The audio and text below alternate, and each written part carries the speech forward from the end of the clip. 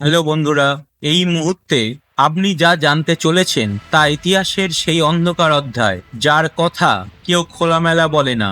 কেন মধ্যপ্রাচ্য সর্বদা রক্তাক্ত থাকে? কে শুরু করেছিল এই আগুনের খেলা?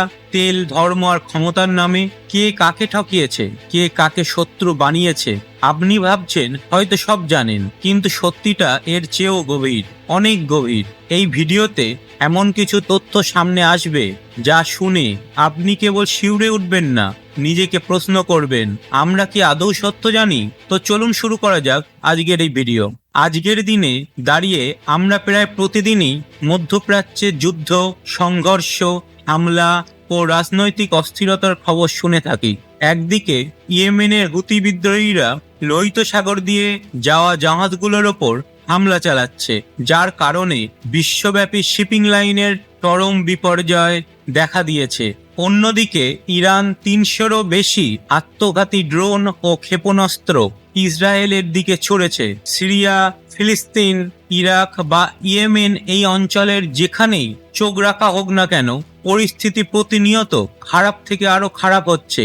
শুধু মধ্যপ্রাচ্যের দেশগুলিই নয়, এই সংঘাতে জড়িত থাকে বাইরের শক্তিশালী দেশগুলোও, যেমন আমেরিকা, ব্রিটিশ, রাশিয়া। প্রশ্ন হলো, এই সংঘাতের কেন্দ্রবিন্দু সবসময় মধ্যপ্রাচ্যেই কেন হয়? এর উত্তর খুঁজতে গেলে আমাদেরকে ১০০ বছর পেছনে ফিরে যেতে হবে, যেখানে এই জটিলতার মূল বীজ বোনা হয়েছিল। এই সময়কার বড় একটি অংশ ছিল অটোমান সাম্রাজ্যের নিয়ন্ত্রণে। আজকের তুরস্ক, সিরিয়া, ইরাক, লেবানন, জর্ডান, সৌদি আরব সহ অনেক দেশই তখন এই মুসলিম সাম্রাজ্যের অংশ ছিল। অটোমান সাম্রাজ্য প্রায় ৬০০ বছর শাসন করেছে এই অঞ্চলে। সেখানে শুধু মুসলমান নয়, বিভিন্ন ধর্ম ও জাতিগোষ্ঠীর মানুষ একসাথে বসবাস করত, কিন্তু তারা সবাই ছিল একক সাম্রাজ্যের অধীন। কেউ স্বাধীনভাবে আলাদা রাষ্ট্র গড়তে পারত না। তবে সময়ের সাথে সাথে অটোমান সাম্রাজ্য দুর্বল হয়ে পড়ে। তাদের অভ্যন্তরে মতবিরোধ ও দ্বন্দ্ব শুরু হয়। এই দুর্বলতার সুযোগ নেয় ইউরোপীয় উপনিবেশবাদী শক্তিগুলো। ব্রিটিশরা তখন শুধু ভারতেই নয়, মধ্যপ্রাচ্যেও নিজেদের প্রভাব বিস্তারে ব্যস্ত ছিল। তারা কৌশলগতভাবে কয়েকটি গুরুত্বপূর্ণ অঞ্চলের নিয়ন্ত্রণ নেয়, যেমন মিশর, দক্ষিণ ইয়েমেন, বাহরাইন, সংযুক্ত আরব আমিরাত, ওমান এবং কুয়েত। তাদের লক্ষ্য ছিল মধ্যপ্রাচ্যের ওপর পূর্ণ নিয়ন্ত্রণ নেওয়া, বিশেষ করে সুয়েজ খালের কারণে। এই খাল লোহিত সাগর ও মেডিটেরেনিয়ান সাগরকে সংযুক্ত করে এবং এটি ছিল ব্রিটিশদের জন্য অত্যন্ত গুরুত্বপূর্ণ রুট। এই কারণেই ব্রিটিশরা মিশরকে নিজেদের প্রোটেক্টরেট বানায়। প্রোটেক্টরেট মানে সেই অঞ্চলগুলো যেগুলো নামে মাত্র স্বাধীন হলেও বাস্তবে তাদের রক্ষা ও নিয়ন্ত্রণ ব্রিটিশদের হাতেই ছিল। এভাবেই তারা ধীরে ধীরে ওমান ও কুয়েতকেও নিজেদের প্রভাবাধীন করে নেয়। ব্রিটিশদের এই আগ্রাসন স্বাভাবিকভাবেই অটোমানদের ভালো লাগেনি। তাদের চোখে এটা ছিল বাইরের দেশের কোনো শক্তি এসে আমাদের অঞ্চল দখল করে নিচ্ছে। ঠিক এই সময়ই বিশ্বজুড়ে প্রথম বিশ্বযুদ্ধ শুরু হওয়ার প্রস্তুতি চলছিল। ১৯১৪ সালে প্রথম বিশ্বযুদ্ধ শুরু হলে অটোমান সাম্রাজ্য সিদ্ধান্ত নেয় যে তারা ব্রিটিশদের বিরুদ্ধে দাঁড়িয়ে জার্মান সাম্রাজ্যের পক্ষে যুদ্ধ করবে। এর ফলে মধ্যপ্রাচ্যকে ঘিরে নতুন ধরনের ভূ রাজনৈতিক ষড়যন্ত্র শুরু হয়।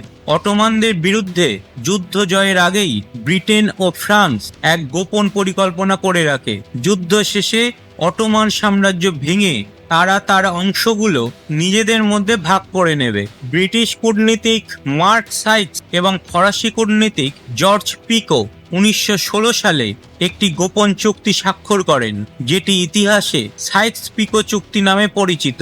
এই চুক্তিতে মধ্যপ্রাচ্যের অঞ্চলগুলোকে কৃত্রিমভাবে বিভিন্ন ভাগে বিভক্ত করে নিজেদের মধ্যে ভাগ করার মতো সিদ্ধান্ত নেওয়া হয়। ব্রিটেনের নিয়ন্ত্রণে থাকবে ডাইরেক্ট কলোনি হিসাবে সংযুক্ত আরব আমিরাত, কাতার, বাহরাইন, উত্তর পূর্ব সৌদি আরব, কুয়েত। প্রোটেক্টরেট বা পরোক্ষ শাসন থাকবে ইরাক, জর্ডান, উত্তর পূর্ব সৌদির আরও কিছু অংশ, ফ্রান্সের নিয়ন্ত্রণে থাকবে ডাইরেক্ট কলোনি হিসাবে লেবানন, তুরস্কের কিছু অংশ, প্রোটেক্টরেট হিসেবে সিরিয়া, ইরাকের অংশবিশেষ।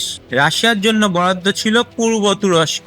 প্যালেস্তাইনকে একটি আন্তর্জাতিক প্রশাসনের অধীনে রাখা হয়েছিল, কারণ এর ধর্মীয় গুরুত্ব অত্যন্ত বেশি ছিল। এই চুক্তির ভয়াবহ ভুল ছিল এই সীমারেখা টানার সময় সেখানকার বাস্তব সামাজিক গঠন বা স্থানীয় জাতি ও ধর্মীয় জনগোষ্ঠীর সম্পর্কের কথা না ভেবেই সিদ্ধান্ত নেওয়া হয়। অটোমান সাম্রাজ্য অঞ্চলগুলোকে আলাদা আলাদা প্রদেশে ভাগ করলেও সব মানুষ এক ছাতার নিচে ছিল।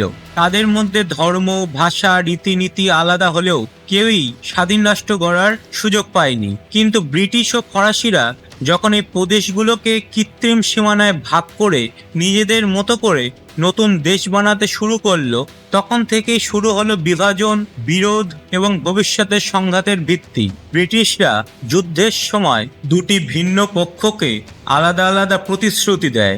এই দ্বিচারিতাই পরবর্তীতে আরও বড় সংঘাতের জন্ম দেয়। প্রতিশ্রুতি নাম্বার 1, ব্রিটিশরা আরব নেতাদের সাহায্যে যদি তারা অটোমানদের বিরুদ্ধে যুদ্ধ করে, তাহলে যুদ্ধ শেষে তাদের একটি স্বাধীন আরব রাষ্ট্র গড়ে দেওয়া হবে। প্রতিশ্রুতি নাম্বার 2, তৎকালীন সময়ে ইহুদিরা সারা পৃথিবীতে বিক্ষিপ্ত ও নিপীড়িত ছিল।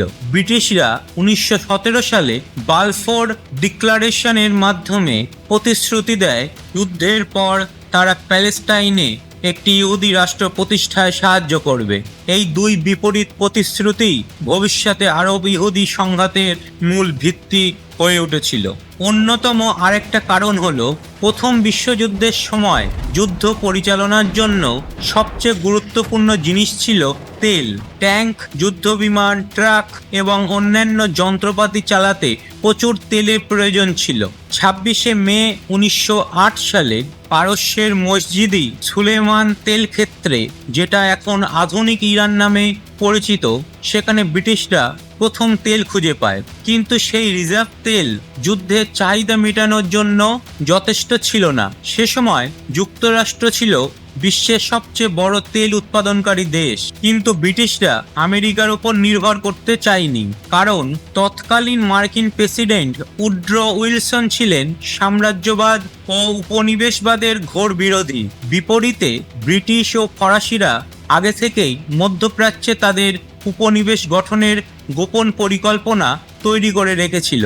তাই ব্রিটিশরা চেয়েছিল নিজেদের তেলের উৎস নিজেরাই দখল করুক, এবং সেই কারণে মধ্যপ্রাচ্যের উপর তাদের আগ্রহ আরও বাড়তে থাকে। তাহলে তেল নিয়ে নতুন মধ্যপ্রাচ্য গঠনের ব্রিটিশ কৌশল কী ছিল? যেহেতু যুক্তরাষ্ট্র ছিল ব্রিটিশদের জন্য একটি রাজনৈতিকভাবে অনিশ্চিত ও নির্ভরযোগ্য নয় এমন উৎস, তাই তারা মধ্যপ্রাচ্যের ভিতরেই, বিশেষত ইরানের আশেপাশে নিজেদের প্রভাব বাড়াতে শুরু করে। তাদের ধারণা ছিল এখানকার ভূগর্ভে বিপুল পরিমাণে তেলের সম্ভাবনা রয়েছে। এই ধারণা সত্য প্রমাণিত হয় এবং পরবর্তীতে এখানে বিপুল তেল রিজার্ভ আবিষ্কৃত হয়। কিন্তু ততদিনে প্রথম বিশ্বযুদ্ধ শেষ হয়ে যায় এবং অ্যালায়েড শক্তির জয় নিশ্চিত হয়। জয়ের পর তারা একত্র হয়ে মধ্যপ্রাচ্যের মানচিত্র পুনরায় অঙ্কন করে। এই সময়ই 1 নভেম্বর 1922 সালে অটোমান সাম্রাজ্য অফিসিয়ালি বিলুপ্ত হয়ে যায় তুরস্কের গ্র্যান্ড ন্যাশনাল অ্যাসেম্বলিতে।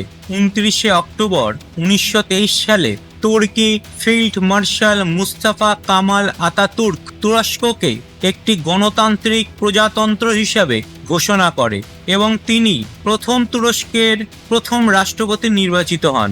নতুন তুর্কি সরকার বিদেশি হস্তক্ষেপ, বিশেষ করে ব্রিটিশ ও ফরাসি প্রভাবের বিরুদ্ধে বিদ্রোহ ঘোষণা করে এবং 2 বছর ধরে যুদ্ধ চালিয়ে যায়। ব্রিটিশ ও ফরাসি বাহিনী প্রথম বিশ্বযুদ্ধের ধাক্কায় ক্লান্ত ও দুর্বল অবস্থায় ছিল, ফলে তুরস্কের সঙ্গে আলোচনায় বসতে বাধ্য হয়। এই আলোচনায় তুরস্ক অনেক সুবিধা অর্জন করে এবং এক নতুন মানচিত্র তৈরি হয়, যা আজকের মধ্যপ্রাচ্যের সঙ্গে অনেকটাই মিলে যায়। অন্যতম আরেকটা কারণ হলো অটোমান সাম্রাজ্যের সময়কার 3টি গুরুত্বপূর্ণ প্রদেশ ছিল: মসুল, বাগদাদ, বাসরা।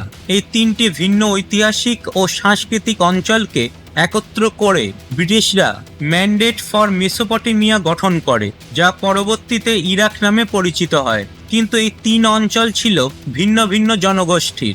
মসুল ছিল কুর্দদের এলাকা, বাগদাদ ছিল মূলত সুন্নি মুসলমানদের, আর বাসরায় বাস করত শিয়া মুসলমানরা। এই 3 ভিন্ন সম্প্রদায়ের অঞ্চলকে একত্র করে একটি রাষ্ট্র বানানো ভবিষ্যতের জন্য বিপর্যয়কর সিদ্ধান্ত হয়ে দাঁড়ায়। ব্রিটিশরা বাসরা প্রদেশ থেকে কুয়েতকে জোরপূর্বক বিচ্ছিন্ন করে 1960 সাল পর্যন্ত একটি প্রোটেক্টরেট হিসেবে রাখে। যেহেতু কুয়েত ঐতিহাসিকভাবে বাসরারই অংশ ছিল, ব্রিটিশরা সেখান থেকে চলে যাওয়ার পর ইরাক কুয়েতকে নিজেদের অংশ হিসেবে দাবি করতে থাকে। এই দাবির চূড়ান্ত প্রকাশ ঘটে 1990 সালে, যখন সাদ্দাম হোসেন কুয়েতে হামলা করেন। এই আক্রমণই পরবর্তীতে প্রথম গালফ ওয়ারের সূচনা হয়েছিল। স্বাধীনতা লাভের পরেও ইরাক ছিল অভ্যন্তরীণভাবে বিভক্ত ও অস্থির। কুর্দ, সুন্নি ও শিয়া জনগোষ্ঠীর মধ্যে ধর্মীয় ও জাতিগত বিভাজন পুরো হয়ে গিয়েছিল। অন্যদিকে কুয়েত নিয়ে বিরোধ। সব মিলিয়ে ইরাক এক স্থায়ী অস্থিরতা ও সংঘাতের কেন্দ্রবিন্দুতে পরিণত হয়। একই ধরনের ভুল সিদ্ধান্ত নেওয়া হয় লেবানন ও সিরিয়ার ক্ষেত্রেও। 1943 সালে লেবাননকে স্বাধীনতা দেওয়া হয় খ্রিস্টান সংখ্যাগরিষ্ঠতা বিবেচনায়, কিন্তু সেখানে উল্লেখযোগ্য সংখ্যায় সুন্নি ও শিয়া মুসলমানরাও বাস করত। এটি ভবিষ্যতে গৃহযুদ্ধ ও বিভেদ সৃষ্টি করে। সিরিয়ায় ছিল খ্রিস্টান, সুন্নি, শিয়া, আলাউই ও অন্যান্য সংখ্যালঘু সম্প্রদায়। তাদের সবাইকে একত্র করে শুধু প্রশাসনিক সুবিধার জন্য একটি রাষ্ট্র বানানো হয়, যা পরবর্তীতে চরম সংঘাত ও গৃহযুদ্ধের জন্ম দেয়। মূলত অটোমান সাম্রাজ্যের প্রদেশগুলোকে জোর করে একত্র করে রাষ্ট্র বানানোর এই পদ্ধতি ছিল ক্ষণস্থায়ী শান্তির জন্য, যা পরবর্তীকালের স্থায়ী যুদ্ধের বীজ বপন করেছিল। 1930 সালের দশকের শেষ দিকে তুরস্ক ফ্রান্সের কাছ থেকে সিরিয়ার হাটে প্রদেশ ফেরত চাইলে ফ্রান্স আতঙ্কে পড়ে যায় যে তুরস্কের দাবি যদি না মানা হয় তবে তারা নাৎসি জার্মানির সঙ্গে জোট বাঁধতে পারে। এই আশঙ্কায় ফ্রান্স 1939 সালে একটি গণভোটের মাধ্যমে হাটে প্রদেশ তুরস্ককে দিয়ে দেয়। এর ফলে সিরিয়া ও তুরস্কের মধ্যে এক নতুন সীমান্ত বিরোধের সূচনা হয়, যা আজও রয়ে গেছে। যেহেতু বিশ্বের বিশাল তেল রিজার্ভ মধ্যপ্রাচ্যে, তাই বড় দেশগুলো, বিশেষ করে যুক্তরাষ্ট্র, এলাকায় নিজেদের স্বার্থ প্রতিষ্ঠা করতে আগ্রহী হয়ে পড়ে। ফলে তেলের জন্য প্রতিযোগিতা মধ্যপ্রাচ্যের পরিস্থিতিকে আরও জটিল ও সহিংস করে তোলে। এ সময় ব্রিটিশরা ইহুদিদের দেওয়া প্রতিশ্রুতি বাস্তবায়নের জন্য প্যালেস্টাইনে তাদের জন্য আলাদা রাষ্ট্র গঠন করে। এই রাষ্ট্র আজকের ইসরায়েল। তখন প্যালেস্টাইনে ফিলিস্তিনি জনসংখ্যা ছিল ইহুদিদের চেয়ে দ্বিগুণ। তারপরও ইহুদিদের দেওয়া হয় 62% জমি, আর ফিলিস্তিনিদের মাত্র 38%। এই বিভাজন আরবদের মধ্যে তীব্র ক্ষোভ তৈরি করে। তারা এই সিদ্ধান্ত পুরোপুরি প্রত্যাখ্যান করে। অন্যদিকে ইহুদিরা এই প্রস্তাব মেনে নেয়। ইসরায়েলকে রাষ্ট্র ঘোষণার পর কোনো আরব দেশই ইসরায়েলকে স্বীকৃতি দেয়নি, বরং বেশিরভাগ আরব রাষ্ট্র 1948 সালে ইসরায়েলের বিরুদ্ধে যুদ্ধ ঘোষণা করে। কিন্তু ব্রিটেন ও আমেরিকার সমর্থনে ইসরায়েল যুদ্ধ জয় করে এবং একটি শক্তিশালী রাষ্ট্র হিসেবে আত্মপ্রকাশ করে, যা চারপাশে আরব রাষ্ট্র দ্বারা ঘেরা ছিল। এবং এই যুদ্ধ থেকে শুরু হয় মধ্যপ্রাচ্যের আধুনিক সংঘাতের ইতিহাস। 1950-এর দশকের মধ্যপ্রাচ্যের রাজনৈতিক ইতিহাস অত্যন্ত গুরুত্বপূর্ণ এবং এতে অনেক উল্লেখযোগ্য ঘটনা ঘটে। মিশরের রাষ্ট্রপতি গামাল আব্দুল নাসের ছিলেন একজন ধর্মনিরপেক্ষ আরব জাতীয়তাবাদী নেতা, যিনি মধ্যপ্রাচ্যের সমস্ত আরব অঞ্চলের একত্রিত হয়ে একটি সুপার স্টেট গঠনের স্বপ্ন দেখতেন। তিনি বিশ্বাস করতেন যে আরবদের তেল সম্পদ ব্যবহার করে পশ্চিমা শক্তিগুলোর প্রভাবকে প্রতিহত করা সম্ভব।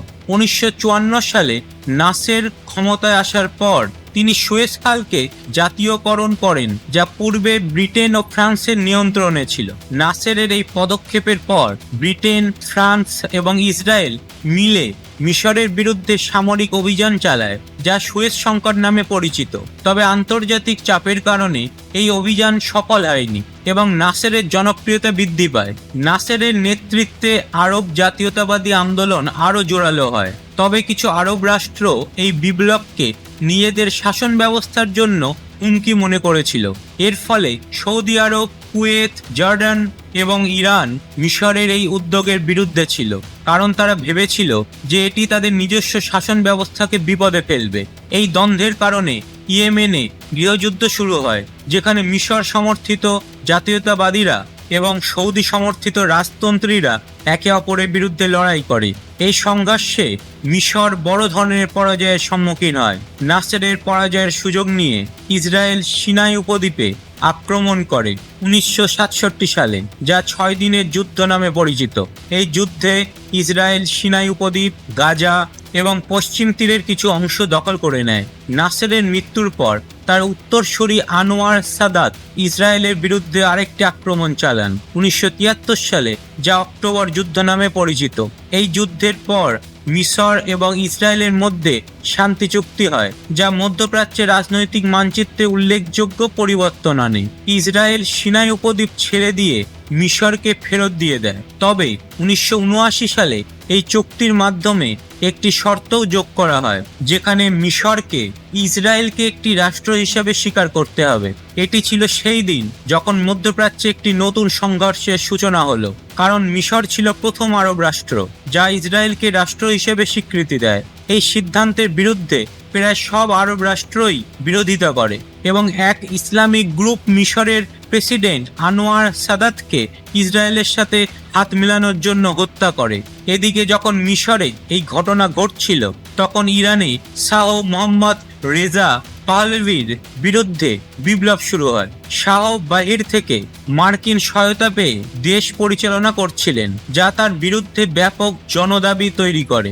এর ফলে ইরানের জনগণ একটি বিপ্লবী সরকার গঠন করে, যা রুহুল্লাহ খোমেনির নেতৃত্বে ইসলামী শাসন ব্যবস্থা প্রতিষ্ঠা করেছিল। এই ইরানি বিপ্লব মধ্যপ্রাচ্যে ব্যাপক প্রভাব ফেলেছিল, কারণ এটি ছিল প্রথম ইসলামপন্থী সরকার যা বিশ্বের মুসলিমদের এক প্ল্যাটফর্মে আনতে চাচ্ছিল। খোমেনির নেতৃত্বে ইরান এমন একটি ইসলামী শাসন ব্যবস্থা গঠন করতে চেয়েছিল যা বিশ্বের সমস্ত মুসলমানদের একত্রিত করতে পারবে। এতে করে অন্যান্য আরব রাষ্ট্র, বিশেষত সৌদি আরব সহ সুন্নি মুসলমানরা উদ্বিগ্ন হয়ে ওঠে, কারণ তারা ভয় পেত যে ইরানি বিপ্লব তাদের রাজ্যেও ছড়িয়ে পড়তে পারে। ইরানের সবচেয়ে বড় লক্ষ্য ছিল সৌদি শাসন, যা মার্কিন যুক্তরাষ্ট্রের সহযোগিতায় পরিচালিত হচ্ছিল। ইরানি বিপ্লবের বিরোধিতায় সৌদি আরব ইরাকের প্রেসিডেন্ট সাদ্দাম হোসেনকে আর্থিক সহায়তা দেওয়া শুরু করে। সাদ্দাম হোসেন, যিনি একজন সুন্নি মিলিটারি অফিসার ছিলেন, ইরানের বিপ্লবকে নিজের দেশের জন্য একটি বড় হুমকি মনে করতেন, কারণ ইরাকের তেল বসরা প্রদেশ থেকে উৎস হয়, যেখানে আগে থেকে শিয়া মুসলমানদের জনসংখ্যা বেশি ছিল। কুয়েত এবং সৌদি আরবের সমর্থনে সাদ্দাম হোসেন 1980 সালে ইরান আক্রমণ করে। তিনি ইরানের খুজিস্তান প্রদেশে আক্রমণ চালিয়ে সেখানে বিপুল পরিমাণ তেল রিজার্ভ দখল করেন। এই আক্রমণের ফলে ইরাকের তেল রিজার্ভ আরও বৃদ্ধি পায়।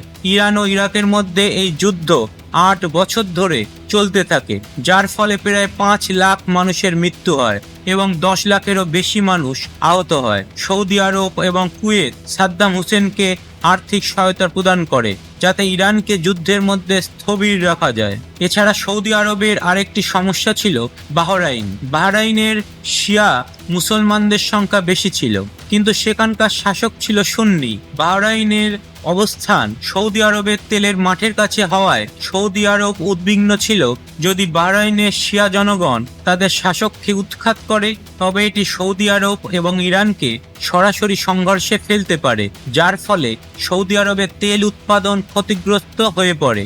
এই কারণেই সৌদি আরব ইরানের বিপ্লবের বিরুদ্ধে আরও কঠোর অবস্থান গ্রহণ করে এবং ইরাকের সহায়তা বাড়ায়। 8 বছর ধরে ইরান ইরাক যুদ্ধের পর 1988 সালে ইরান খুজিস্তান প্রদেশ ফিরে পায়, কিন্তু 1988 সালে ইরাক আবারও কুয়েতের ওপর তার পুরনো দাবি উত্থাপন করে। সাদ্দাম হোসেন কুয়েতকে সরাসরি হুমকি দিয়ে বলেছিলেন যে তারা যদি ইরান বিরুদ্ধে তাতে দেওয়া সাহায্য ভুলে যায় বা কুয়েতকে ইরাকে মিশিয়ে না নেয়, তবে ইরাক কুয়েত আক্রমণ করবে। কুয়েত এই দাবি প্রত্যাখ্যান করলে সাদ্দাম হোসেন কুয়েত আক্রমণ করে এবং সমস্ত তেল ক্ষেত্র দখল করে নেয়। এর ফলে ইরাকের তেল রিজার্ভ এত বৃদ্ধি পায় যে এখন বিশ্বের মোট তেল রিজার্ভের 20% একাই ইরাকের হাতে চলে আসে। এত বছর কুয়েত থেকে আর্থিক সাহায্য নেওয়ার পরেও সাদ্দাম হোসেন কুয়েতের উপর আক্রমণ করে এবং সেখানকার সম্পদ দখল করে নেয়, যা সৌদি আরবের জন্য একটি বড় শঙ্কা হয়ে দাঁড়ায়। সৌদি আরব চিন্তা করতে থাকে যে সাদ্দাম হোসেনের বাহিনী তাদের তেল ক্ষেত্রেও আক্রমণ করতে পারে, তাই সৌদি আরব যুক্তরাষ্ট্রের সাহায্য চেয়ে তাদের সাথে যোগাযোগ করে। যুক্তরাষ্ট্রের সেনারা কুয়েত থেকে সাদ্দাম হোসেনের বাহিনীকে ধাক্কা দিয়ে ইরাকে ফিরিয়ে দেয়। এদিকে যুক্তরাষ্ট্র বাহরাইনের তাদের প্রধান সদর দপ্তরও প্রতিষ্ঠা করে, যা সৌদির জন্য ইরানি বিপ্লবের আশঙ্কা দূর করার উপায় হয়। এই সব ঘটনা, যা গত কয়েক দশক ধরে চলছে, সম্ভবত ভবিষ্যতেও অব্যাহত থাকবে। মধ্যপ্রাচ্যের অস্থিরতার মূল কারণ হলো এখানে বসবাসকারী বিভিন্ন ধর্মীয় বিশ্বাসের মানুষদের একত্রে থাকতে বাধ্য করা। আরেকটি বড় কারণ হলো প্রায় 100 বছর আগে ব্রিটিশ এবং ফরাসিদের যে বিভাজন সৃষ্টি করেছিল, তাতে ধর্ম এবং সংস্কৃতির কোনো হিসাব রাখা হয়নি। যদিও ব্রিটিশরা এখন সেখানে নেই, তবে এই যুদ্ধ এবং অস্থিরতা হয়তো ভবিষ্যতেও চলতে থাকবে। বন্ধুরা, যদি আপনাদের এই বিশ্লেষণ ভালো লেগে থাকে তাহলে ভিডিওটি অবশ্যই লাইক করুন, শেয়ার করুন এবং কমেন্টে জানান আপনার মতে এই অস্থিরতার শেষ কোথায়? মধ্যপ্রাচ্যের শান্তি কি আদৌ সম্ভব? আপনাদের প্রতিক্রিয়া, মন্তব্য ও ভালোবাসার জন্য রইল অশেষ কৃতজ্ঞতা। পরবর্তী ভিডিওতে আবার দেখা হবে এরকম ধরনের অজানা অধ্যায় নিয়ে। ধন্যবাদ।